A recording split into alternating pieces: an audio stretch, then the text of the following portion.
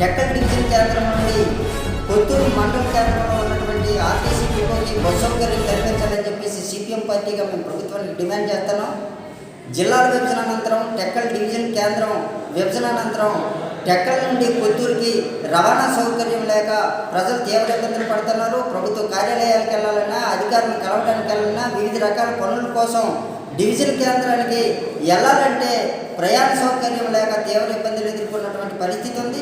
గతంలో ప్రజల అవసరాల కోసం రెవెన్యూ డివిజన్ అధికారులు, ఆర్టీసీ అధికారులు రెవెన్యూ డివిజన్ కేంద్రం నుండి బస్సు సౌకర్యం కల్పించి కొద్ది రోజుల్లో ఆ సర్వీసులు నడిపి మళ్ళీ రద్దు చేసినటువంటి పరిస్థితి ఉంది.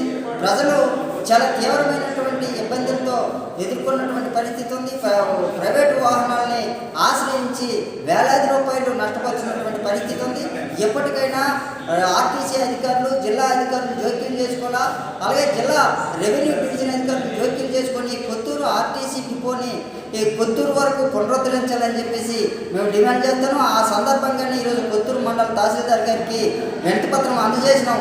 లేకుంటే భవిష్యత్తులో పెద్ద ఎత్తున ఆందోళన చేపడతామని చెప్పేసి ఈ సందర్భంగా మేము ప్రభుత్వానికి హెచ్చరించదలుచుకున్నాం. కావున జిల్లా ఆర్టీసీ అధికారులు, డివిజన్ అధికారులు వెంటనే కొత్తూరుకి ఆర్టీసీ బస్సు సౌకర్యాన్ని పునరుద్ధరించాలని చెప్పేసి మేము ప్రభుత్వానికి విజ్ఞప్తి చేస్తామన్నాం.